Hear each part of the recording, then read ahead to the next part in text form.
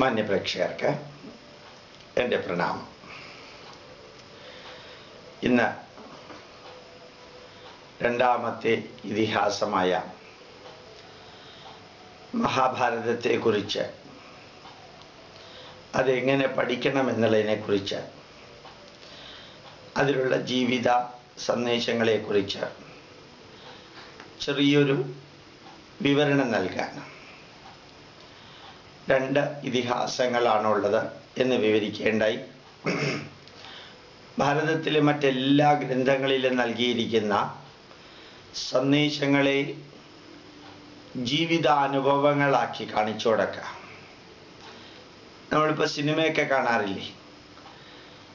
ഇപ്പോൾ ദേവാസുരം എന്നൊരു സിനിമ കണ്ടു കഴിഞ്ഞാൽ അതിൽ ഒരു വ്യക്തി അടിച്ചു പൊളിച്ച് ജീവിച്ചാൽ അയാളുടെ ജീവിതാനുഭവം എന്താണെന്ന് നമുക്ക് ആ സിനിമയിൽ കാണാം.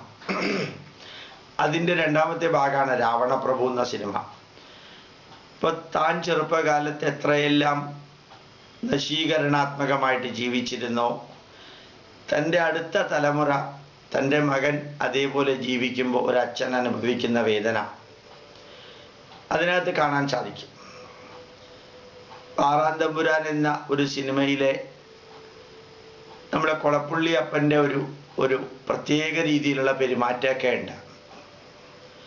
ഒരു രാജകുടുംബത്തിൻ്റെ എന്നുള്ള പോലെയുള്ള പെരുമാറ്റമൊക്കെ നമുക്ക് വളരെ വ്യക്തമായിട്ടറിയാം അവരുടെ പെരുമാറ്റത്തിൻ്റെ രീതിയെക്കുറിച്ച്. അപ്പോൾ ഒരു സന്ദേശത്തിനെ ഒരു സിനിമയാക്കി മാറ്റുകയാണ്. അതുപോലെയാണ് നമ്മുടെ പൂർവികർ നൽകിയിരിക്കുന്ന വേദത്തിലെയും ഉപനിഷത്തുക്കളിലെയും സന്ദേശങ്ങളെല്ലാം. അതേപോലെ പഠിക്കാൻ ചിലപ്പോൾ ബോറിംഗ് ആയിരിക്കും. കുറേ ഉപദേശങ്ങളും സന്ദേശങ്ങളും കേട്ടാൽ നമ്മൾ പറയില്ലേ, മതി മതി ഉപദേശിച്ചതെന്ന്. അപ്പം നമുക്ക് കുറച്ചും കൂടി എളുപ്പം എന്താ, ആ ഉപദേശങ്ങളെല്ലാം ചരിത്ര രൂപത്തിലോ കഥാരൂപത്തിലോ ആക്കി മാറ്റാം.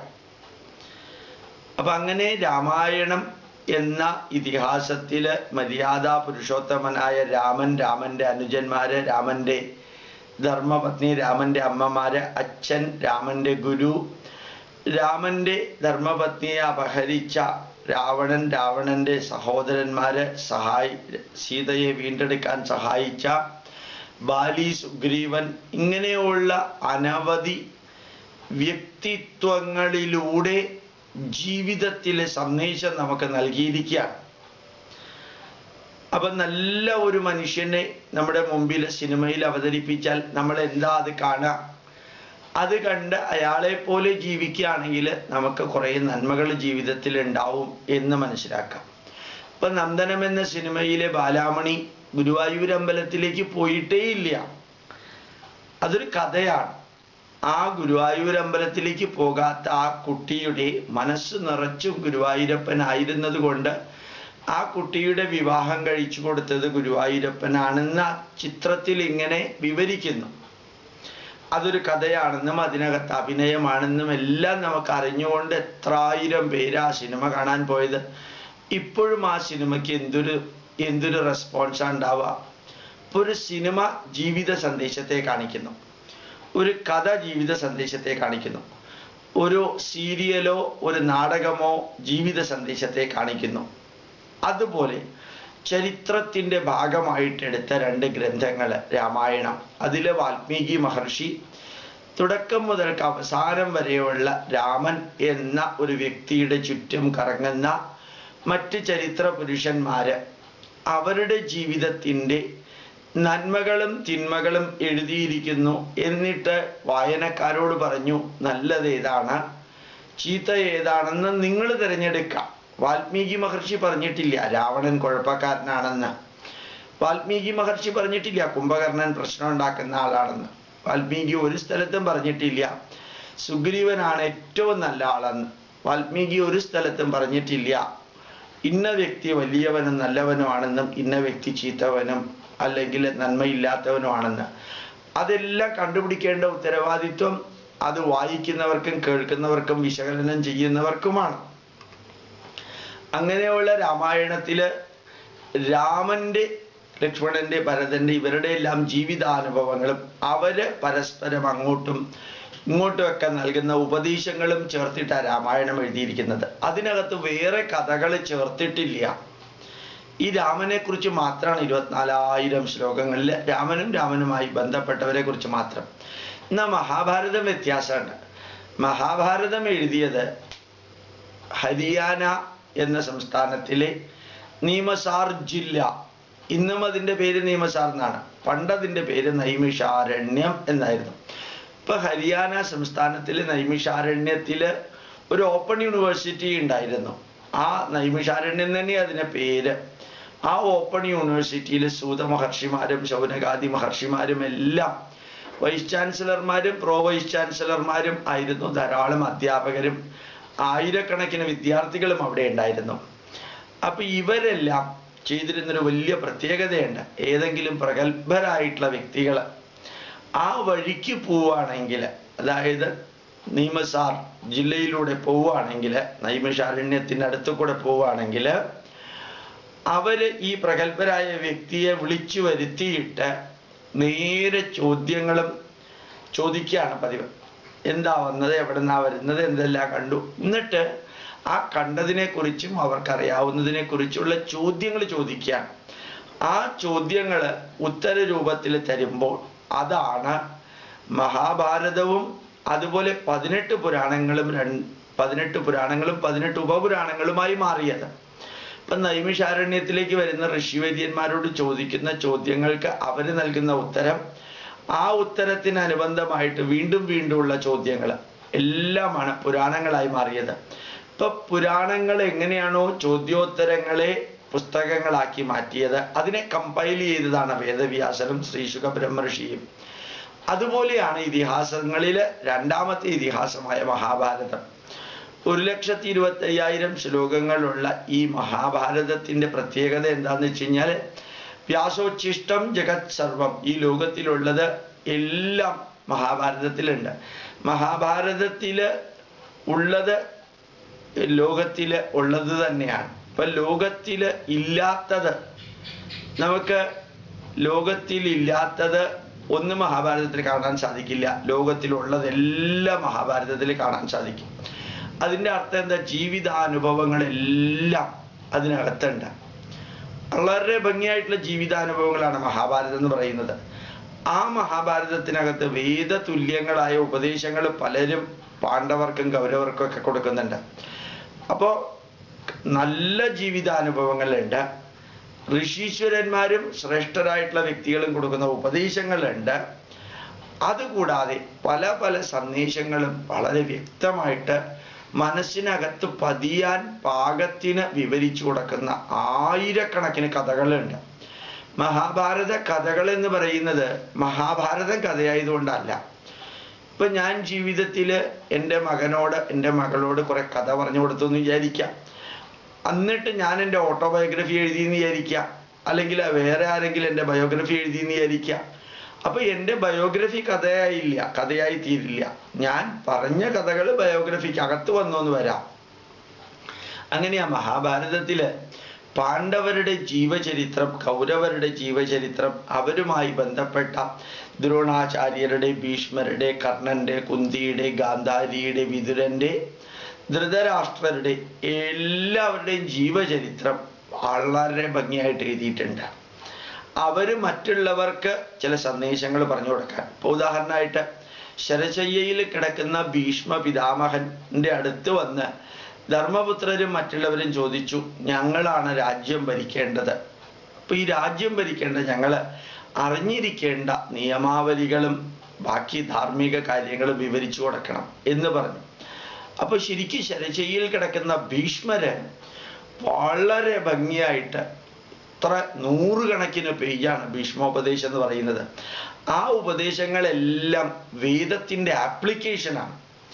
അപ്ലൈഡ് വേദാസ് എന്നാ പറയുക. അങ്ങനെയാ അവിടെ വരിക. അങ്ങനെ ഉപദേശങ്ങൾ കൊടുക്കുന്നുണ്ട്. ആ ഉപദേശങ്ങളെ കുറെ കൂടി എളുപ്പത്തിൽ മനസ്സിലാക്കാൻ വേണ്ടിയിട്ട് കഥകൾ പറയുന്നുണ്ട്. ഇപ്പൊ കൂമനും അല്ലെങ്കിൽ കാക്കയും, കൂമന് രാത്രി കണ്ണ് കാണുള്ളൂ, പകല് കണ്ണ് കാണില്ല. കാക്കയ്ക്ക് പകലേ കണ്ണ് കാണുള്ളൂ, രാത്രി കണ്ണ് കാണില്ല. അപ്പൊ എങ്ങനെയാ ഒരു കാക്ക കൂമനോടുള്ള തൻ്റെ പ്രതികാരം വീട്ടിയത്? എന്നും എങ്ങനെയാണ് കൂമന്റെ മറ്റു ബന്ധുക്കൾ ഈ കാക്കകളോടുള്ള പ്രതികാരം വീട്ടിയതെന്നും കഥാരൂപത്തിൽ വിവരിക്കുന്നത് എന്തിനറിയാമോ? ഒരു രാജാവ് രാജ്യം ഭരിക്കുമ്പോൾ ശത്രുക്കളെ കീഴടക്കാൻ പറ്റാതെ വരുമ്പോൾ ഉപയോഗിക്കേണ്ട ടാക്ടിക്സുകൾ വിവരിക്കാനാണ്. അതേപോലെയാണ് നമ്മുടെ ഈ സിംഹവും മുയലും തമ്മിലുള്ള കഥ മഹാഭാരതത്തിലുള്ളതാ. ആമയും മുയലും തമ്മിലുള്ള കഥ ഈ മഹാഭാരതത്തിലുള്ളതാണ്. അപ്പൊ ഈ കഥകൾ മഹാഭാരതത്തിൽ വരുന്നത് അത് പാണ്ഡവരുടെയോ കൗരവരുടെയോ ജീവിതത്തിന്റെ ഭാഗമായിട്ടല്ല. പാണ്ഡവർക്കും കൗരവർക്കും വേദവ്യാസനോ അല്ലെങ്കിൽ ദ്രോണാചാര്യനോ അല്ലെങ്കിൽ മറ്റൊരു ഋഷിവര്യൻ ഭീഷ്മരോ അല്ലെങ്കിൽ വിതുരനോ എല്ലാം ചില ഉപദേശങ്ങൾ കൊടുക്കുന്ന സമയത്ത് ആ ഉപദേശങ്ങളെ കുറെ കൂടി ക്ലിയർ ആയിട്ട് മനസ്സിലാക്കാൻ പാകത്തിന് ആർട്ടിഫിഷ്യൽ ആയിട്ടുള്ള സ്റ്റോറി, പ്യൂർലി കഥകൾ പറഞ്ഞു കൊടുക്കുന്നുണ്ട്. അപ്പൊ മഹാഭാരതത്തിന്റെ പ്രത്യേകത എന്താണെന്നറിയാമോ? വേദത്തിന്റെ തുല്യമായ ഉപദേശങ്ങൾ, 10,000-കണക്കിന് ഉപദേശങ്ങൾ മഹാഭാരതത്തിലുണ്ട്. അതേപോലെ തന്നെ 100-കണക്കിന് അനുഭവങ്ങൾ മഹാഭാരതത്തിലുണ്ട്. എണ്ണമറ്റ കഥകൾ മഹാഭാരതത്തിലുണ്ട്. ഈ മഹാഭാരതം പഠിക്കണമെന്ന് പറയാൻ കാരണം, വേദം വായിച്ച് കാര്യങ്ങൾ മനസ്സിലാക്കാൻ സാധിക്കാത്ത വ്യക്തികൾക്ക് വേദം പഠിക്കുമ്പോൾ അനുശാസിക്കേണ്ട കഠിനമായ നിയമങ്ങൾ പാലിക്കാൻ ബുദ്ധിമുട്ടുള്ള വ്യക്തികൾക്ക് ആ വേദത്തിന്റെ സന്ദേശങ്ങൾ ഇൻഡയറക്ട്ലി മഹാഭാരതത്തിൽ കൊടുത്തിട്ടുണ്ട്. അതുപോലെ പുരാണ കഥകൾ കേൾക്കാൻ പാകത്തിനുള്ള ലെവലല്ല എൻ്റേത്, ഞാൻ കുറച്ചുകൂടി ഉയർന്ന വ്യക്തിയാണെന്ന് ഒരാൾക്ക് തോന്നുകയാണെങ്കിൽ, കഥകൾ കേട്ടുകൊണ്ടിരിക്കേണ്ട വ്യക്തിയല്ല എന്ന് തോന്നുകയാണെങ്കിൽ, കഥകളും ജീവിതാനുഭവങ്ങളും ചേർത്താണ് യഥാർത്ഥത്തിൽ മഹാഭാരതത്തിൽ പറഞ്ഞിരിക്കുന്നത്.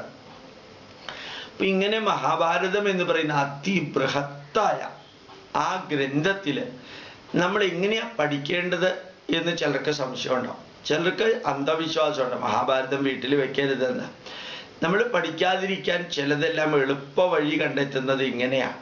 അതായത് മഹാഭാരതം പഠിക്കരുതെന്ന് പറഞ്ഞാൽ പിന്നെ അത് വായിക്കേണ്ട ആവശ്യമില്ലല്ലോ. അതിന് നമ്മളൊരു ജസ്റ്റിഫിക്കേഷൻ കണ്ടുവച്ചിരിക്കുന്നത് എന്താ? മഹാഭാരതം വീട്ടിൽ വെച്ചാൽ വീട്ടിൽ യുദ്ധം ഉണ്ടാവുമെന്ന്. ഇപ്പൊ ഞാൻ ചിലപ്പോൾ ചോദിക്കാറുണ്ട്, രാമായണത്തിൽ യുദ്ധം ഇല്ലേ? ഭഗവത്ഗീതയിൽ യുദ്ധത്തെക്കുറിച്ച് പറയുന്നില്ലേ? പുരാണങ്ങളിൽ യുദ്ധത്തെക്കുറിച്ച് പറയുന്നില്ലേ? ദേവി മഹാത്മ്യത്തിൽ യുദ്ധത്തെക്കുറിച്ച് പറയുന്നില്ലേ? ബൈബിളിലും ഖുറാനിലും എത്രയാ യുദ്ധങ്ങൾ നടത്തിയിരിക്കുന്നത്, എത്രയാ കൊലകളെ കുറിച്ച് പറയുന്നത്, അത് പറയുന്നില്ലേ? അപ്പൊ അത് വീട്ടിൽ വെക്കാമോ? നമ്മള് ഭാരതത്തിന്റെ സ്വാതന്ത്ര്യ സമരത്തിൽ യുദ്ധത്തെക്കുറിച്ച് പറയുന്നില്ലേ? യഥാർത്ഥത്തിൽ 2ാം ലോക മഹായുദ്ധം ഉണ്ടായിട്ടുണ്ട്. സുഭാഷ് ചന്ദ്രബോസ് യുദ്ധത്തില് ഇന്ത്യൻ നാഷണൽ ആർമിയെ നയിച്ചിട്ടുണ്ട്. എബ്രഹാം ലിങ്കണെ കുറിച്ച് എബ്രഹാം ലിങ്കണിന്റെ പുസ്തകം വീട്ടിൽ വെക്കാൻ പറ്റുമോ? അവിടെ യുദ്ധം നടന്നിട്ടില്ലേ? അപ്പൊ നമ്മള് എല്ലാത്തിനും ഒരു വളരെ ഷാലോ ആയിട്ടുള്ള ഒരു അന്ധവിശ്വാസമാണ് കൊണ്ടു നടക്കുന്നത്, ഒരു യൂസ്ലെസ് ആയിട്ടുള്ള അന്ധവിശ്വാസം. അതുകൊണ്ട് വല്ല പ്രയോജനം ഉണ്ടെങ്കിൽ കുഴപ്പമില്ല, ഒരു പ്രയോജനം ഇല്ലാത്ത മഹാഭാരതം വീട്ടിൽ വെക്കരുത് എന്നൊരു അന്ധവിശ്വാസം നമ്മൾ മനസ്സിൽ വെക്കുന്നു. ഈ മഹാഭാരതത്തില് നമുക്ക് എളുപ്പത്തിൽ മനസ്സിലാക്കാൻ കാര്യങ്ങൾ എന്താണെന്ന് വെച്ച് കഴിഞ്ഞാല് വളരെ എളുപ്പത്തിൽ മനസ്സിലാക്കാൻ സാധിക്കുന്ന കാര്യങ്ങളാണ്. ഒരു 25ഓ 50ഓ അനുഭവങ്ങൾ എടുക്കാം. ധർമ്മപുത്രരുടെ അനുഭവങ്ങൾ, അർജുനന്റെ അനുഭവം, ദ്രോണാചാര്യരുടെ അനുഭവം, ഭീഷ്മരുടെ അനുഭവം, കർണന്റെ അനുഭവം, ഗാന്ധാരിയുടെ അനുഭവം, ധൃതരാഷ്ട്രരുടെ അനുഭവം, വിതുരരുടെ അനുഭവം, അതേപോലെ ഭീഷ്മരുടെ അനുഭവം, ഇങ്ങനെ ഓരോരുത്തരുടെ അനുഭവങ്ങൾ എടുക്കാം. എന്നിട്ട് അവർക്ക് സംഭവിച്ച നന്മകളും തിന്മകളും നിങ്ങളോട് പറയുകയാണെന്ന് വിചാരിക്കാം. അത് അങ്ങനെ പറഞ്ഞാൽ അത് എങ്ങനെ ഇരിക്കും? ഇപ്പൊ ഇനി ഒരു ഉദാഹരണം പറയാം, അല്ലെങ്കിൽ ഒരു പറ്റം ഉദാഹരണം പറയാം. ധർമ്മപുത്രരും പാണ്ഡവരും കുന്തിയും എല്ലാവരും കാട്ടിലേക്ക് പോയി 13 വർഷം കഴിയേണ്ടി വന്നു. ആരാ കാരണം? നമ്മളോട് ചോദിച്ചു കഴിഞ്ഞാൽ ഉടനെ നമ്മൾ പറയും, നമ്മളിൽ ചിലര് പറയും അത് ദുര്യോധനനും ശകുനിയും കൂടി കള്ളച്ചൂത് കളിച്ചത് കൊണ്ടാണ്. പക്ഷെ ഞാൻ പറയും, ദുര്യോധനനും ശകുനിക്കും കള്ളച്ചൂത് കളിക്കുക എന്നുള്ളത് അവരുടെ ജീവിതത്തിന്റെ സ്വഭാവമാണ്. അവർ ജന്മനാൽ അങ്ങനെ നീചമായിട്ട് പ്രവർത്തിച്ചവരാണ്. പക്ഷേ ധർമ്മബോധമുള്ള ഈ ധർമ്മപുത്രര് എന്തിന് ചൂത് കളിക്കാൻ പോയി? ചൂത് കളിക്കേണ്ടത് കമ്പൽസറി ഒന്നും അല്ലല്ലോ. ചീട്ട് കളിക്കുക, മദ്യപിക്കുക, അതേപോലെ ഓരോ കാര്യങ്ങൾ ചെയ്യുക, ഇത് കമ്പൽസറി ആണോ? അപ്പൊ ധർമ്മപുത്രരാണ് ധാർമ്മിക മൂല്യങ്ങളുടെ ഉത്തമ മാതൃകയായി നിൽക്കുന്ന ഒരു വ്യക്തിയുടെ അകത്തുള്ള ചൂതുകളിയോടുള്ള അസാധാരണമായ അഭിവാഞ്ജയാണ് ഈ പാണ്ഡവരും ദ്രൗപദിയും കുന്തിയും 13 വർഷം കാട്ടിലേക്ക് പോകേണ്ടി വന്നത്. മാത്രമല്ല ഈ ധർമ്മപുത്രര് ചെയ്ത തെറ്റ്, അവനവനെ പണയം വെച്ചു, കിരീടം പണയം വെച്ചു, അതൊക്കെ അവനവന്റെ ഇഷ്ടം. ഈ 4 പേരെ പണയം വെച്ചപ്പോ ഈ അനുജന്മാരായ ഇവര് വില്ലാളി വീരന്മാരായ അനുജന്മാരെ എന്തുകൊണ്ട് മിണ്ടാതിരുന്നു? ജ്യേഷ്ഠൻ തെറ്റ് ചെയ്ത കണ്ണു അടച്ച് അതെല്ലാം ഫോളോ ചെയ്യണമെന്നാണോ അതിൻ്റെ അർത്ഥം? അപ്പോ അനുജന്മാർക്ക് ഈ ഗതികേട് ഉണ്ടാവാൻ കാരണം നമ്മുടെ കൂട്ടത്തിൽ ഒരാള് അതിനീചമായിട്ടുള്ള തിന്മ ചെയ്തിട്ടും മറ്റുള്ളവർ മിണ്ടാതിരുന്നു. പ്രതികരിക്കേണ്ടതായിരുന്നു. വിഭീഷണൻ രാവണൻ ചെയ്ത തെറ്റിനെതിരെ പ്രതികരിച്ചു, കുംഭകർണൻ പ്രതികരിച്ചില്ല. ഇപ്പൊ രാവണനും കുംഭകർണനും മരിച്ചു. ഇവിടെ സംഭവിച്ചത് ധർമ്മപുത്രര് ചെയ്ത തെറ്റിന്റെ കൂട്ടത്തില് ബ്രദേഴ്സ് നിന്നതുകൊണ്ട് എല്ലാവർക്കും ഗതികേടുണ്ടായി. മാത്രമല്ല പാഞ്ചാലി ദ്രൗപദി അതിശക്തമായിട്ട് ധർമ്മപുത്രരെ എതിർത്തു. പക്ഷേ അവസാനത്തിൽ കീഴടങ്ങേണ്ടി വന്നു. അപ്പൊ യഥാർത്ഥത്തിൽ ഒരു സ്ത്രീ എത്ര ശക്തിയോടുകൂടിയാണ് തൻ്റെ ഭർത്താവ് ചെയ്ത തെറ്റിന് എതിരെ പ്രതികരിക്കുന്നത് എന്നുകൂടി നമുക്ക് കാണാൻ സാധിക്കണം. അത് മാത്രമല്ല അടുത്തൊരു സംഭവം നോക്കുക. ഭീഷ്മര് ശരശയ്യയെ കിടന്നു. ഭീഷ്മരെക്കാൾ എത്രയോ തെറ്റ് ചെയ്ത വ്യക്തിയല്ലേ ദുര്യോധനൻ, ദുശാസനൻ, എത്ര പേര് അതിനകത്ത് തെറ്റ് ചെയ്തിരിക്കുന്നത്? അവർക്കൊന്നും ശരശയ്യയെ കിട്ടിയില്ല. ഭീഷ്മർക്ക് മാത്രം ശരശയ്യയെ കിട്ടി. എന്താ കാരണം? വളരെ സിമ്പിളാണ്. അതിനകത്ത് തന്നെ ഉണ്ടത്. അതായത് വളരെ വ്യക്തമായിട്ട് ധർമ്മത്തെക്കുറിച്ചും ധർമ്മശാസ്ത്രത്തെക്കുറിച്ചും അടിമുടി അറിയാവുന്ന വ്യക്തിയായ ഭീഷ്മര് ധർമ്മത്തെക്കുറിച്ചും ധർമ്മശാസ്ത്രത്തെക്കുറിച്ചും അടിമുടി അറിയാവുന്ന ആ ഭീഷ്മര് തന്നെ അധർമ്മത്തിന്റെ പക്ഷത്ത് നിന്നുകൊണ്ടാണ് യുദ്ധം ചെയ്തത്. കൗരവർക്ക് വേണ്ടിയാണ് യുദ്ധം ചെയ്തത്. അപ്പൊ ധർമ്മം അറിയാവുന്ന ആള് അധർമ്മത്തിന്റെ കൂട്ടത്തിൽ നിന്ന് യുദ്ധം ചെയ്താൽ അധർമ്മമല്ലേ നിലനിൽക്കുക? അപ്പൊ അതിന് പ്രകൃതി കൊടുക്കുന്നൊരു ശിക്ഷയില്ലേ? അധർമ്മം ചെയ്ത വ്യക്തി ആയതുകൊണ്ടാണല്ലോ ഒസാമ ബിൻ ലാദന്റെ കഴുത്തിൽ ഹുക്കിട്ട് പിടിച്ച് കടലിൽ കൊണ്ടുപോയിട്ട് മുക്കിക്കൊന്നത്. അത് അമേരിക്കക്കാര് ചെയ്തോ ആര് ചെയ്തോ എന്നല്ല, അയാളുടെ കഥ കഴിഞ്ഞപ്പോഴാണ് ഈ ലോകം കുറച്ച് ശാന്തായത്. സദ്ദാം ഹുസൈൻ 10,000-കണക്കിന് യുവാക്കളെ ടൈം ബോംബ് വെച്ച് കൊന്നതിന്റെ പരിണത ഫലം അയാൾക്ക് കിട്ടി. അതുപോലെ ഗദ്ദാഫി എത്രയാ 40 വർഷം കൊണ്ട് ചെയ്ത ക്രൂരത. ഈ 3 പേരും ഖുർആൻ ബൈഹാർട്ട് പഠിച്ചവരാ, ദൈവത്തോട് നേരിട്ട് 5 നേരം നിസ്കരിക്കുന്നവരാ. പക്ഷെ ചെയ്യുന്ന പ്രവൃത്തി ശരിയല്ല. ആ പ്രവൃത്തിയുടെ ഫലമാണ് അവർ 3 പേരും അനുഭവിച്ചത്. ഇനിയുണ്ട് അതിന് ഉദാഹരണം പറയാൻ. ലെനിൻ എന്ന് പറയുന്ന വ്യക്തി ലൈംഗിക രോഗം വന്നിട്ടാണ് മരിച്ചത്. സ്റ്റാലിൻ എങ്ങനെയാ മരിച്ചത്? 1.73 കോടി ജനങ്ങളെ കൊന്ന സ്റ്റാലിൻ തൻ്റെ അധികാരത്തിന് വേണ്ടിയാ കൊന്നത്. അവരുടെയൊക്കെ ലെനിന്റെയും സ്റ്റാലിൻ്റെയൊക്കെ ചിത്രം ഇപ്പോഴും കേരളത്തിൽ മാത്രമാണ് വെച്ചുകൊണ്ട് നടക്കുന്നത് പലരും. അവരൊക്കെ ചെയ്തിരിക്കുന്ന ക്രൂരത മനസ്സിലാക്കിയാൽ അത്ഭുതം തോന്നും നമുക്ക്.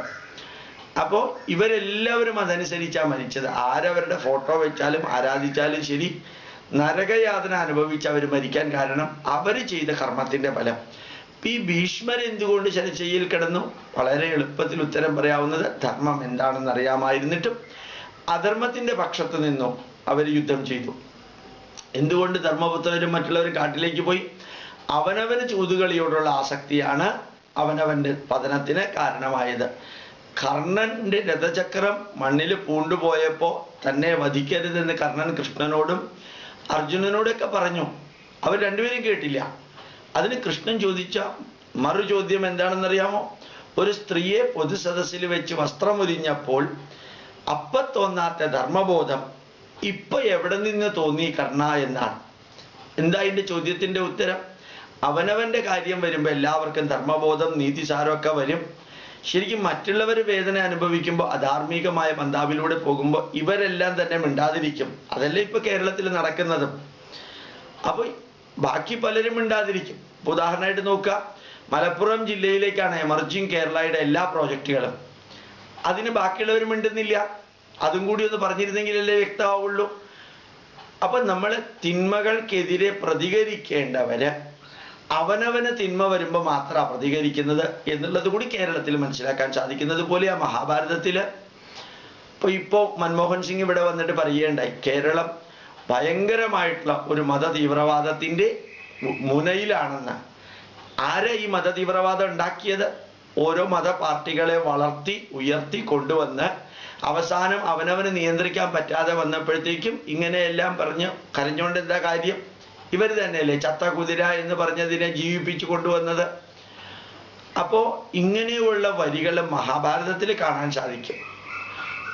നമ്മൾ തെറ്റ് ചെയ്തവരുടെ കൂട്ടത്തിൽ നിൽക്കുക, എന്നിട്ട് കരയുക. ഇതാണ് ഭീഷ്മര് തെറ്റ് ചെയ്തവരുടെ കൂട്ടത്തിൽ നിന്നു. എന്നിട്ട് ശരശയ്യയിൽ കിടക്കേണ്ടി വന്നു. ജ്യേഷ്ഠൻ തെറ്റ് ചെയ്തു, ധർമ്മപുത്രര് അനുജന്മാർ മിണ്ടാതിരുന്നു. എന്നിട്ട് തീവ്രമായിട്ടുള്ള വനവാസത്തിന്റെ വേദന അനുഭവിക്കേണ്ടി വന്നു.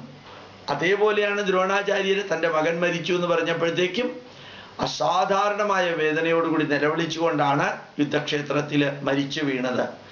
എന്തുകൊണ്ട് ദ്രോണാചാര്യർക്ക് അങ്ങനെ ഒരു ഗതികേട് വേണ്ടി വന്നു? താൻ പഠിപ്പിക്കാത്ത ഏകലവ്യന്റെ അടുത്ത് നിന്ന് പെരുവിരൽ എന്തിനാ ദക്ഷിണയായിട്ട് വാങ്ങിച്ചത്? താൻ പഠിപ്പിച്ചുവെങ്കിൽ കുഴപ്പമില്ല. താൻ പഠിപ്പിക്കാത്ത ഒരാളിൽ നിന്ന് ദക്ഷിണ വാങ്ങിച്ചതിൻ്റെ പരിണതഫലം അനുഭവിക്കേണ്ടി വന്നു. ഇപ്പൊ ധർമ്മത്തെ സംരക്ഷിക്കാൻ ചിലപ്പോൾ ധർമ്മത്തിന്റെ മാർഗം മാത്രം പോരാ, അധർമ്മത്തിന്റെ മാർഗവും കൂടി സ്വീകരിക്കേണ്ടി വരും. കാരണം ധർമ്മവും അധർമ്മവും നിലനിൽക്കുന്നത് അത് ചെയ്യുന്ന വ്യക്തികളിലൂടെയാണ്. ധർമ്മവും അധർമ്മവും വായുവിലല്ല നിലനിൽക്കുന്നത്. ഒരാൾ അധർമ്മം ചെയ്താൽ അയാളിലൂടെയാണ് രാജ്യത്ത് അധർമ്മം നിലനിൽക്കുന്നത്. ഒന്നുകിൽ അയാൾ അധർമ്മം ഉപേക്ഷിക്കണം, അല്ലെങ്കിൽ അയാളെ വധിക്കണം, എങ്കിലേ അധർമ്മം ഇല്ലാതെയാവുള്ളൂ. ഇപ്പൊ ഭീഷ്മർ അതിശക്തിമാനാണ്, സാധാരണക്കാർക്കൊന്നും അദ്ദേഹത്തിനെ വധിക്കാൻ സാധിക്കില്ല. അപ്പൊ അദ്ദേഹം കൗരവരുടെ പക്ഷത്തുള്ളയിടത്തോളം കാലം കൗരവരും കൗരവരുടെ കൂട്ടത്തിൽ നിൽക്കുന്നവരും അധർമ്മത്തിന്റെ മൂർത്തിമദ്ഭാവമായിട്ട് നിലനിൽക്കും. അപ്പൊ ആ അധർമ്മം ഇല്ലാതെയാക്കാൻ എന്താ വഴി? ആദ്യം ഭീഷ്മരെ തളർത്തണം, തകർക്കണം. അതിന് നേർവഴിക്ക് സാധിക്കില്ല. ഭീഷ്മരെ തകർക്കാൻ നേർവഴിക്ക് സാധിക്കില്ല. നെക്സ്റ്റ് ആൾട്ടർനേറ്റീവ് എന്താ? ശിഖണ്ഡിയെ മുമ്പിൽ നിർത്തിയിട്ട് ഭീഷ്മരെ തകർക്കുക. അത് മാത്രമേ സാധിക്കുള്ളൂ. അപ്പോ ചിലപ്പോ അധർമ്മത്തെ, ഇപ്പൊ കാർഗിലില് പട്ടാളക്കാര്, പാകിസ്ഥാൻ പട്ടാളക്കാര് കയറി മഹാത്മാഗാന്ധിയുടെ പന്താവ് സ്വീകരിച്ച് ഇന്ത്യൻ പട്ടാളക്കാര് കാർഗിലിൽ ചെന്നിട്ട് നിരാഹാരം നടത്തിയിരുന്നെങ്കിൽ എന്തായിരിക്കും സംഭവം? അപ്പൊ നമ്മൾ മനസ്സിലാക്കണം, തിരിച്ചു മനസ്സിലാക്കണം, പ്രാക്ടിക്കലി കാര്യങ്ങൾ മനസ്സിലാക്കണം. തിയറട്ടിക്കലി മനസ്സിലാക്കിയാൽ പോരാ. ഒരിക്കലും ഞാൻ കണ്ണൂരിൽ പ്രഭാഷണത്തിന് പോയപ്പോ യുദ്ധം ചെയ്യാൻ ആഹ്വാനം ചെയ്യുന്ന ശ്രീകൃഷ്ണനെ അല്ല നമുക്ക് വേണ്ടത് എന്ന് സ്വാഗതം പറഞ്ഞൊരു വ്യക്തി എന്നോട് പറയേണ്ടായി. ഞാൻ അദ്ദേഹത്തിനോട് തിരിച്ചു പറഞ്ഞു, യുദ്ധം ചെയ്യുക എന്ന് പറയുന്ന ബ്രേക്ക്ഫാസ്റ്റും ലഞ്ചും കഴിക്കുന്ന മാതിരി അത്യാവശ്യമായിട്ടുള്ള കാര്യമൊന്നുമല്ല. യുദ്ധം ലോകത്തിലെ ഒരാളും വേണമെന്ന് പറയുന്ന കാര്യവുമല്ല. ഒരു പട്ടാളക്കാരനും യുദ്ധം ചെയ്യുന്നതിൽ താല്പര്യമില്ല. പിന്നെ എന്തുകൊണ്ട് യുദ്ധം ചെയ്യേണ്ടി വരുന്നു? അധർമ്മം കൊടികുത്തി വാഴുമ്പോൾ, അത് നിയന്ത്രിക്കാൻ വേറെ ഒരു വഴിയുമില്ലാതെ വരുമ്പോൾ, രണ്ട് രാജ്യങ്ങൾ തമ്മിലോ രണ്ട് സമൂഹങ്ങൾ തമ്മിലോ അല്ലെങ്കിൽ ഒരു രാജ്യവും അതിൻ്റെ ഭരണാധികാരിയും തമ്മിലൊക്കെ യുദ്ധം വേണ്ടി വരും. അതിനെ യുദ്ധത്തിനെ ന്യായീകരിക്കലല്ല, അതിൻ്റെ അർത്ഥം ഹിംസ വേണമെന്ന് പറയലല്ല. തിരിച്ചറിയണം ഏതാണ് വേണ്ടത് ഏതാണ് വേണ്ടാത്തത് എന്ന് തിരിച്ചറിയണം. ഇപ്പൊ സോമാലിയയുടെ അടുത്തു കൂടെ ഇന്ത്യൻ കപ്പൽ പോയാൽ സോമാലിയക്കാർ ഇന്ത്യൻ കപ്പൽ പിടിച്ചു വെച്ച് കഴിഞ്ഞാൽ ആ സോമാലിയക്കാരുടെ അവിടെ ചെന്ന് ഉപ്പ് സത്യാഗ്രഹം ഇരുന്നാൽ മതിയോ? ചിന്തിച്ചു നോക്കണം. എല്ലാ കാര്യത്തിനും നമ്മൾ ബുദ്ധിക്കും യുക്തിക്കും ശാസ്ത്രത്തിന് നിരക്കുന്ന വിധത്തിൽ. മാവോ തീവ്രവാദികളുണ്ട്, അവരുടെ പുറകിലെല്ലാം നാഗാലാൻഡിലെ കലാപകാരികളാണ്. പലപ്പോഴും ക്രിസ്ത്യൻ മിഷണറിമാരാണ് അതിൻ്റെ പുറകിലുള്ളത്. അവരുടെ നോക്കിക്കഴിഞ്ഞാൽ അറിയാം, ഈ നാഗാ കലാപകാരികളെയും ഈ മാവോവാദികളെയും എല്ലാം കൈകാര്യം ചെയ്ത രീതി തന്നെ അവർക്ക് കോടിക്കണക്കിന് രൂപ എമൗണ്ട് കൊടുത്തിട്ടാണ്. അപ്പൊ അടുത്ത തലമുറയ്ക്ക് എന്താ പ്രചോദനമാവുന്നത്? ഞങ്ങൾ കലാപകാരികളായ ഞങ്ങൾക്കും എമൗണ്ട് കിട്ടും. പകരം അത് ഒതുക്കുകയായിരുന്നു വേണ്ടിയിരുന്നത്. അതിന് പകരം അവരെ ജീവിതത്തിന്റെ മെയിൻ സ്ട്രീമിലേക്ക് വരാനെന്ന് പറഞ്ഞ് അവർക്ക് ജോലി കൊടുത്ത് അവർക്ക് കോടിക്കണക്കിന് രൂപ ഫ്രീ ആയിട്ട് കൊടുത്തു. അതാണ് നോർത്ത് ഈസ്റ്റില് ഒരിക്കലും ഈ തീവ്രവാദം തളരാത്തത്. പുതിയ പുതിയ തീവ്രവാദികൾക്ക് തൊഴിലില്ലായ്മ പെൻഷൻ കൊടുക്കുന്ന മാതിരിയാ ലക്ഷക്കണക്കിന് രൂപയുടെ സൗകര്യം കൊടുത്തിട്ട് അവരെ മെയിൻ സ്ട്രീമിലേക്ക് കൊണ്ടുവരിക എന്ന് പറഞ്ഞ തലയ്ക്ക് സുഖമില്ലാത്ത ജനങ്ങൾ പ്രവർത്തിക്കുന്ന പോലെ ഭരണാധികാരികൾ പ്രവർത്തിക്കുന്നത്. അപ്പൊ മറ്റു പലതും നമുക്ക് അടിച്ചമർത്താൻ സാധിച്ചു. ഭംഗിയായിട്ട് ഖാലിസ്ഥാൻ മൂവ്മെന്റ് അടിച്ചമർത്തി, കോർക്ക ലാൻഡിന്റെ മൂവ്മെന്റ് അടിച്ചമർത്തി, അതേപോലെ ആസാമിന്റെ വിപ്ലവം അടിച്ചമർത്താൻ സാധിച്ചു. എത്രയെല്ലാം അടിച്ചമർത്താൻ സാധിച്ചു. കുറേയൊക്കെ LTTE ഒതുക്കാൻ സാധിച്ചു. പണ്ടുണ്ടായിരുന്ന നാഗാ കലാപകാരികളെ കുറേ ഒതുക്കി. ഇതൊക്കെ ശരിക്കും തന്നെ ബൈ ഫോഴ്സാണ് ചെയ്തത്. അതൊക്കെ സത്യാഗ്രഹത്തിന്റെ പേരിലൊന്നുമല്ല. കഴിഞ്ഞ വർഷം ഞാൻ സ്വർണക്ഷേത്രത്തിൽ പോവുകയുണ്ടായി. അമൃത്സറില് അവിടെയൊക്കെ ഇപ്പോഴും പോയാൽ കാണാം ഭിന്ദ്രൻവാലയൊക്കെ കൊന്നതിൻ്റെ ചിത്രമൊക്കെ വെച്ചിട്ടുണ്ട്. അപ്പൊ ശരിക്കും പറഞ്ഞാൽ എവിടെയാണോ മസിൽ പവർ, സാധാരണ പറയാറുണ്ട് മഹാഭാരതത്തിൽ പറഞ്ഞിരിക്കുന്ന അഗ്രദശ് ചതുരോവേദ പൃഷ്ഠത സശരം ധനു ഇതം ബ്രാഹ്മ്യമിതം ക്ഷാത്രം ശാപാദഭി ശരാദഭി. അഗ്രദശ് ചതുരോവേദ, മുമ്പോട്ടുള്ള പ്രയാണത്തില് നമ്മൾ അറിവിന്റെ മൂർത്തിമത് ഭാവമായിരിക്കണം. മുമ്പോട്ടുള്ള പ്രയാണത്തില് നമ്മൾ അറിവിന്റെ മൂർത്തിമത് ഭാവമായിരിക്കണം. പൃഷ്ഠത സശരം ധനു, നമ്മുടെ പുറകില് വെച്ചിരിക്കുന്ന ആവനാഴിയില് ആവശ്യത്തിന് അസ്ത്രമുണ്ടായിരിക്കണം. പുറകിൽ വെച്ചിരിക്കുന്ന ആവനാഴിയില് ആവശ്യത്തിന് അസ്ത്രം ഉണ്ടായിരിക്കണം. ഇതം ബ്രാഹ്മ്യം ഇതം ക്ഷാത്രം. എവിടെയാണോ അറിവിന്റെ അഥവാ സഹനശക്തിയുടെ ആയുധം ഉപയോഗിക്കേണ്ടത്, അറിവും സഹനശക്തിയും ഉപയോഗിച്ച് പ്രശ്നങ്ങൾ പരിഹരിക്കേണ്ടത്, അതങ്ങനെ ചെയ്യുക. ചിലപ്പോ അറിവും സഹനശക്തിയും കൊണ്ട് പ്രശ്നം പരിഹരിക്കാൻ സാധിച്ചില്ലെങ്കിൽ ശരാദവി, അസ്ത്രം ഉപയോഗിച്ച് ഒതുക്കുക. അപ്പൊ ഇതം ബ്രാഹ്മ്യം ഇതം ക്ഷാത്രം ശാപാദവി ശരാദവി. നല്ല അറിവിന്റെ തേജസ് ഉപയോഗിച്ചാണ് പ്രശ്നം പരിഹരിക്കേണ്ടതെങ്കിൽ അങ്ങനെ ചെയ്യുക. മസിൽ പവർ ഉപയോഗിച്ചിട്ടാണ് പ്രശ്നം പരിഹരിക്കേണ്ടതെങ്കിൽ അങ്ങനെ ചെയ്യുക. ഈ രണ്ട് രീതിയെ ലോകത്തിലുള്ളൂ. LTTE എങ്ങനെയാ ശ്രീലങ്ക ഒതുക്കിയത്? മസിൽ പവർ ഉപയോഗിച്ചിട്ടാണ് ഒതുക്കിയത്. സദ്ദാം ഹുസൈനെ എങ്ങനെയാ അമേരിക്ക ഒതുക്കിയത്? മസിൽ പവർ ഉപയോഗിച്ചിട്ടാണ്. ഇപ്പോഴും പാകിസ്ഥാനിലുള്ള ടെററിസ്റ്റുകളെ അമേരിക്ക ഒതുക്കുന്നത് എങ്ങനെയാ? കൃത്യമായിട്ട് മസിൽ പവറാണ്. അതുകൊണ്ട് തന്നെയാ സഹോദരന്മാരും ഗുരുക്കന്മാരും ആചാര്യന്മാരും കൗരവരുടെ പക്ഷത്ത് നിന്നപ്പോഴും അവരെ സാമദാന ഭേദങ്ങൾ കൊണ്ട് മാറ്റാൻ സാധ്യമല്ല. 6 ഗ്രാമം തന്നാൽ മതി എന്ന് പറഞ്ഞപ്പോൾ 6 അടി മണ്ണ് പോലും തരില്ല പറഞ്ഞു. ഇപ്പൊ കീഴടങ്ങാൻ പറ്റുന്നിടത്തോളം കീഴടങ്ങി. അതെല്ലാം കഴിഞ്ഞിട്ടും അപ്പുറത്തുള്ളവർക്ക് വരുതിയിൽ വരാൻ സാധിക്കില്ല എങ്കിൽ അപ്പൊ പിന്നെ ഉപയോഗിക്കേണ്ടത് ശരത്തിന്റെ മസിൽ പവർ മാത്രം. ഇതാണ് മഹാഭാരതം. ധർമ്മയുദ്ധമാണെന്ന് പറയുന്നത്. വേണ്ടതിനും വേണ്ടാത്തതിനും പോയി യുദ്ധം ചെയ്തതല്ല. മറ്റു മതങ്ങളിൽ നിങ്ങൾക്ക് കാണാൻ സാധിക്കും ആയിരക്കണക്കിന് വർഷം വരെ നീണ്ടു നിന്ന യുദ്ധങ്ങളെല്ലാം മതത്തിന്റെ പേരിലായിരുന്നു, ധർമ്മത്തിന്റെ പേരിലായിരുന്നില്ല. സത്യം ധർമ്മം നീതി ന്യായം നിലനിർത്താനുള്ള യുദ്ധമായിരുന്നില്ല മഹാഭാരത യുദ്ധവും രാമരാവണ യുദ്ധവും. എന്ന് നമ്മൾ വിശകലനം ചെയ്ത് നോക്കിയിട്ട് സ്റ്റഡി ചെയ്ത തെറ്റേതെന്ന് പറയാം. സത്യം ധർമ്മം നീതി ന്യായം ഇവ നിലനിർത്താൻ അല്ലാതെ അധികാരത്തിനും തൻ്റേത് മാത്രമായിട്ടുള്ള കാര്യങ്ങൾ സ്ഥാപിച്ചെടുക്കാനും വേണ്ടി ആയിരുന്നില്ല മഹാഭാരത യുദ്ധവും രാമരാമായണ യുദ്ധവും. ഇപ്പൊ ചിലരെന്നോട് പറയണ്ടായി, ഞാൻ കുറച്ചു മുമ്പ് പറഞ്ഞിരുന്നു, അതായത് നമുക്ക് യുദ്ധത്തിന്റെ മഹാഭാരത അല്ല വേണ്ടത് എന്ന് പറഞ്ഞു. അത് അനീതിയുടെയും അന്യായത്തിന്റെയും അധർമ്മത്തിന്റെയും ആണ് എന്ന് വ്യാഖ്യാനിക്കുന്നു എന്നാണ് ഞാൻ കുറച്ചു മുമ്പ് പറഞ്ഞത്. പക്ഷെ വ്യാഖ്യാനിക്കാൻ കാരണം എന്താ? അല്പജ്ഞാനം ആപത്തുണ്ടാക്കും. അഗാധ തലത്തിലേക്ക് ഇറങ്ങിച്ചെല്ലണം. ഇന്നും ഇന്ത്യ ഗവൺമെന്റ് കാർഗിലിൽ യുദ്ധം ചെയ്തതിനെ ആരും എതിർക്കാറില്ല. ജനറലി ചൈന ഇന്ത്യയിലേക്ക് കടന്നു വന്നപ്പോഴത്തേക്കും ഇവിടുത്തെ മാർക്സിസ്റ്റുകാരൊക്കെ ചൈനക്കാരുടെ കൂട്ടത്തിലായിരുന്നു, കമ്മ്യൂണിസ്റ്റുകാരെല്ലാം. പക്ഷെ ദേശീയവാദികൾ ആരും ചൈനയുടെ കൂട്ടത്തിലായിരുന്നില്ല. EMS ഉൾപ്പെടെ ചൈനയുടെ കൂട്ടത്തിലായിരുന്നു. അപ്പൊ സ്വന്തം രാഷ്ട്രത്തിലേക്ക് ശത്രുക്കളായി കയറി വന്നവരെ ന്യായീകരിച്ച ഒരു അനുഭവം ഈ നാട്ടിലുണ്ട്. അങ്ങനെ ചെയ്യുന്നവരും ഉണ്ട്, മഹാഭാരതത്തിൽ വിവരിക്കുന്നുണ്ട്. അങ്ങനെ ചെയ്യുന്നവരെയും മഹാഭാരതത്തിൽ വിവരിക്കുന്നുണ്ട്. എന്താ അതിൻ്റെ അർത്ഥം? ഈ ലോകത്തിൽ നടക്കുന്ന എല്ലാ നന്മ തിന്മകളെയും വിവരിക്കുന്ന ഒരു ഗ്രന്ഥമാണ് മഹാഭാരതം. അത് യഥാർത്ഥത്തിൽ കഥാരൂപത്തില് അതിലെ ചരിത്ര പുരുഷന്മാർ പരസ്പരം കാര്യങ്ങൾ പറയുന്നു.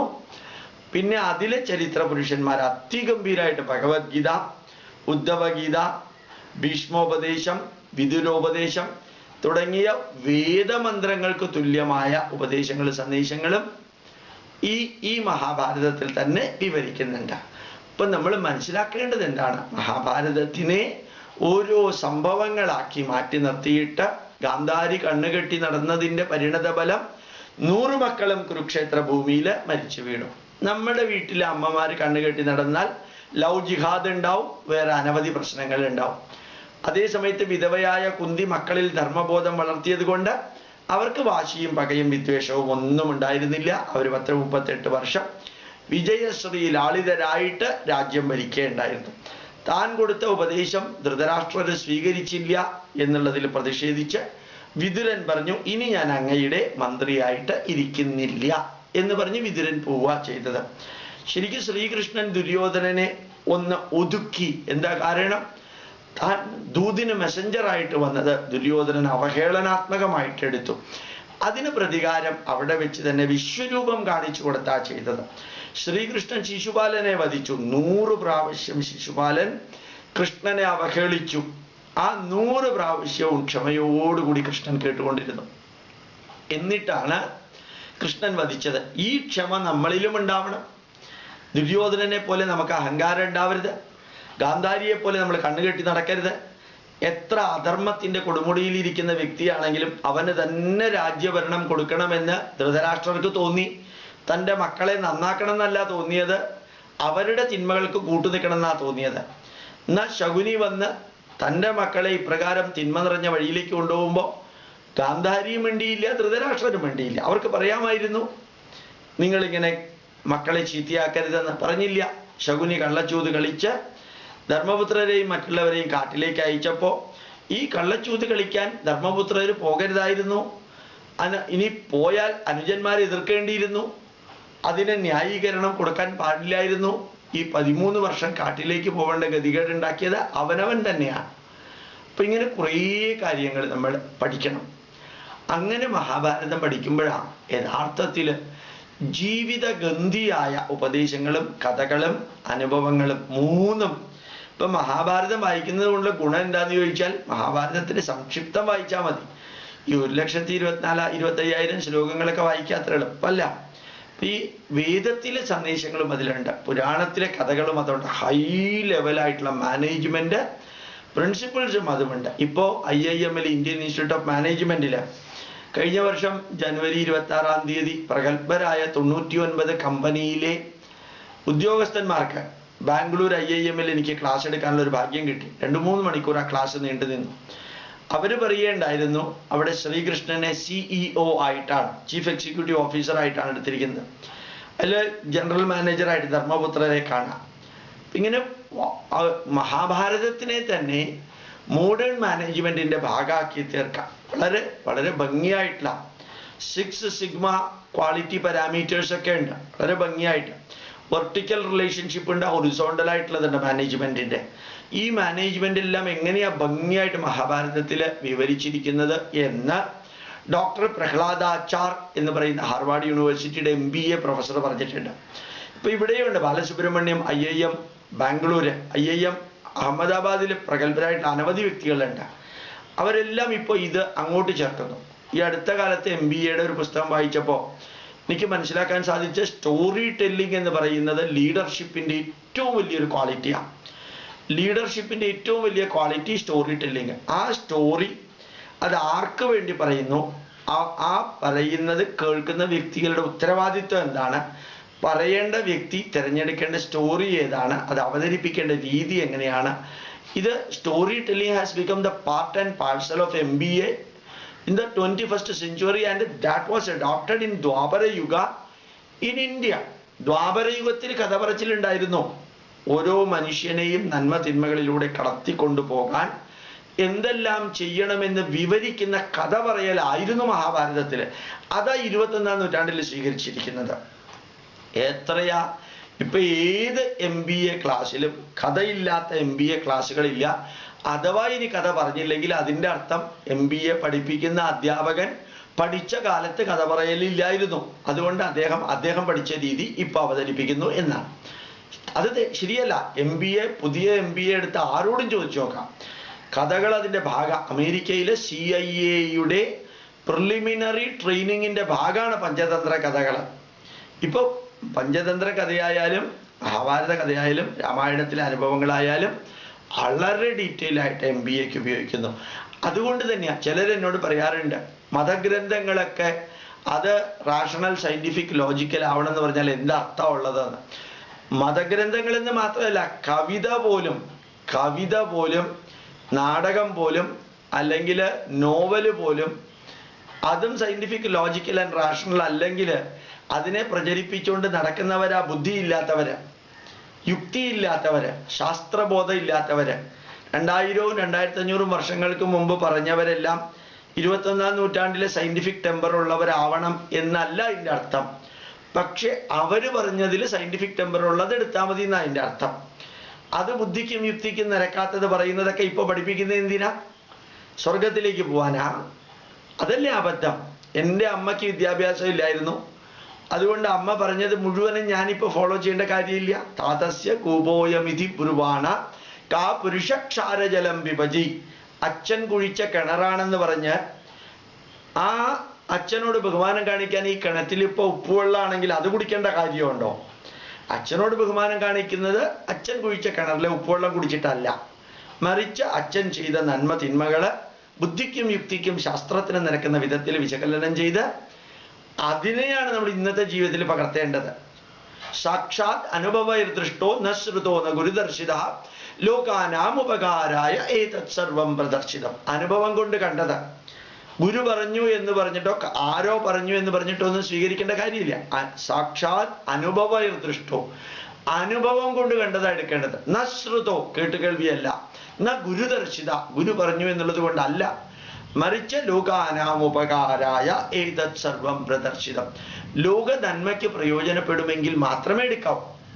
പല മതവും ഇപ്പോഴും ലോകത്തിൽ പ്രചരിപ്പിക്കുന്നത് ഒന്നില്ലെങ്കിൽ വാളിന്റെ തീവ്രവാദത്തിന്റെ അല്ലെങ്കിൽ പച്ച നുണയുടെ പേരിലാണ്. എന്താ? ആ പുസ്തകത്തിൽ അങ്ങനെ പറഞ്ഞിട്ടുണ്ട് എന്നുള്ള പേരിലാണ്. ഭൂമി പരന്നതാണ്, ഭൂമി പരന്നതാണെന്ന് തനിക്ക് എങ്ങനെയാണോ മനസ്സിലായത്? അത് 2000 വർഷങ്ങൾക്ക് മുമ്പ് അല്ലെങ്കിൽ 1300 വർഷങ്ങൾക്ക് മുമ്പുള്ള പുസ്തകത്തിൽ എഴുതിയിട്ടുണ്ട്. കാലം മാറിയില്ലേ? ഭൂമി പരന്നതല്ല, ഉരുണ്ടതാണ്. വൃജ്ജല ശിഖി വായുമയോ ഭൂഗോള സർവതോവൃത്ത, ഭൂഗോള സർവതോവൃത്ത എന്ന് പറഞ്ഞിട്ടുണ്ടല്ലോ. അല്ല, ഞങ്ങളുടെ മതഗ്രന്ഥത്തിൽ ഇങ്ങനെയാ പറഞ്ഞിരിക്കുന്നത്. അപ്പൊ ഈ രാമായണത്തിലായാലും മഹാഭാരതത്തിലായാലും വേദത്തിലായാലും പുരാണങ്ങളിലായാലും ബുദ്ധിക്കും യുക്തിക്കും ശാസ്ത്രത്തിനും നിരക്കാത്തത് കളയണം. ബുദ്ധിക്കും യുക്തിക്കും ശാസ്ത്രത്തിന് നിരക്കുന്നതാണെങ്കിൽ 21ാം നൂറ്റാണ്ടിലെ മാനേജ്മെന്റ് സ്റ്റഡീസിന് വരെ അത് ഉപയോഗിക്കണം. പഴയതായതുകൊണ്ട് മോശമാണെന്നില്ല. പുരാണമിത്യേവന സാധു സർവം നജാപി കാവ്യം നവമിത്യവദ്യം. ഒരു കാവ്യമായതുകൊണ്ട് അത് പുതിയതാവണമെന്ന് നിർബന്ധമൊന്നുമില്ല. പുരാണമായതുകൊണ്ട് അത് പഴയതാണോ ഉപയോഗശൂന്യമാണെന്ന് ധരിക്കേണ്ട കാര്യമില്ല. ഏതിലെല്ലാമാണോ നന്മകളുള്ളത് അത് ബൈബിളിലാണെങ്കിലും ഖുറാനിലാണെങ്കിലും എടുക്കണം. പക്ഷെ അതിൽ മാത്രമേ നന്മകളുള്ളൂ എന്ന് പറഞ്ഞ് നടക്കുന്നത് ആ തലയ്ക്ക് സുഖമില്ലാത്തതിന്റെ ലക്ഷണം. അപ്പോ അതിൽ മാത്രമേ തിന്മകളുള്ളൂ എന്ന് പറയുന്നതും തെറ്റാ. പക്ഷെ അതിലെ നന്മകളും തിന്മകൾക്ക് വേണ്ടി ഉപയോഗിച്ചാൽ എല്ലാം തിന്മകളാവും. അതാ പ്രോബ്ലം. നല്ല മസിൽ പവറുള്ള സൗന്ദര്യമുള്ള വ്യക്തി, അയാൾ റോട്ടിൽ കൂടെ അടിപിടി കൂടാനായിട്ട് ശരീരം ഉപയോഗിച്ചാൽ എങ്ങനെ ഇരിക്കും? നല്ല മരുന്ന, വേണ്ടവർക്കും വേണ്ടാത്തവർക്കും മെഡിക്കൽ ഷോപ്പിൽ ആളത് കൊടുത്താൽ എങ്ങനെ ഇരിക്കും? നല്ല ഡോക്ടറാണ്, വേണ്ടതിനും വേണ്ടാത്തതിനും 10 കൂട്ടം മരുന്ന് എഴുതി കൊടുത്താൽ എങ്ങനെ ഇരിക്കും?